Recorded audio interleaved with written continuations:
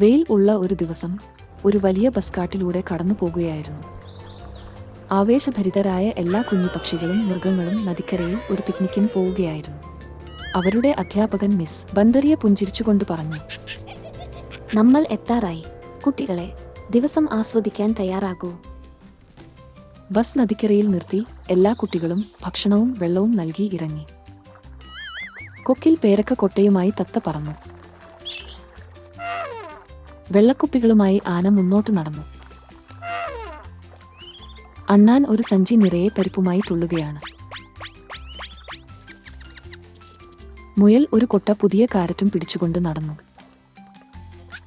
Miss ബന്ദറിയ എല്ലാവർക്കും വേണ്ടി വാഴപ്പഴം കൊണ്ടുവന്നു. അപ്പോഴാണ് ഒരു ചെറിയ ആമ വളരെ പതുക്കെ നടന്നു വന്നത്. ചില മൃഗങ്ങൾ മന്ത്രിച്ചു. അത് ഭക്ഷണമില്ലാതെയാണ് വന്നത്. മിസ് ബന്ദറിയ പറഞ്ഞു, അതൊന്നും സാരമില്ല. ഞങ്ങളുടെ വനകുടുംബത്തിൽ ഞങ്ങൾ പരസ്പരം കാര്യങ്ങൾ പങ്കിടുകയും പരസ്പരം പരിപാലിക്കുകയും ചെയ്യുന്നു. അങ്ങനെ എല്ലാവരും ആമയ്ക്ക് കുറച്ച് വാഴപ്പഴം, പേരക്ക, ബദാം, കാരറ്റ് എന്നിവ കൊടുത്തു. ആമ പുഞ്ചിരിച്ചു, എന്നിട്ട് തന്റെ ബാഗ് തുറന്നു. ഉള്ളിലുള്ളത് കണ്ട് എല്ലാവരും അത്ഭുതപ്പെട്ടു.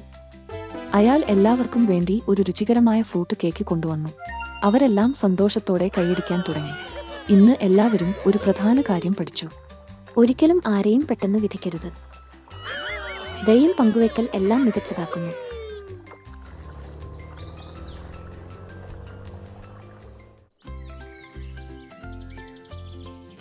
മനോഹരമായ ഒരു നഗരത്തിൽ രാഹുൽ എന്നു പേരുള്ള ഒരു കൊച്ചുകുട്ടി താമസിച്ചിരുന്നു. അവൻ വീടിനുള്ളിൽ പന്ത് കളിക്കുകയായിരുന്നു. അവന്റെ അമ്മ അവനോട് പറഞ്ഞിരുന്നു, വീടിനകത്തല്ല, പുറത്താണ് നീ പന്തുകളുമായി കളിക്കേണ്ടത്. പക്ഷേ രാഹുൽ അതൊന്നും അവഗണിച്ചു. അവൻ ഒരു വശത്ത് നിന്ന് മറുവശത്തേക്ക് പന്ത് ശക്തിയായി എറിഞ്ഞു. പെട്ടെന്ന് ഒരു പൂച്ചട്ടി പാത്രം പൊട്ടി. രാഹുൽ പേടിച്ചുപോയി.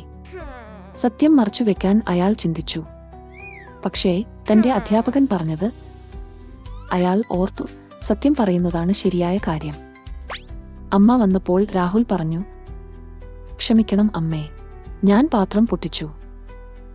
അമ്മ അവനെ ദേഷ്യത്തോടെ നോക്കി.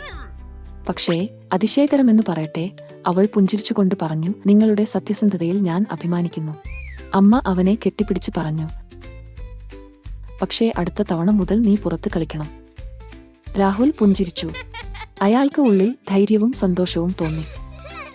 രാഹുൽ സ്വയം പ്രതിജ്ഞയെടുത്തു, താൻ സത്യസന്ധനായിരിക്കുമെന്നും എന്തുതന്നെയായാലും എപ്പോഴും സത്യം മാത്രമേ പറയൂ എന്നും.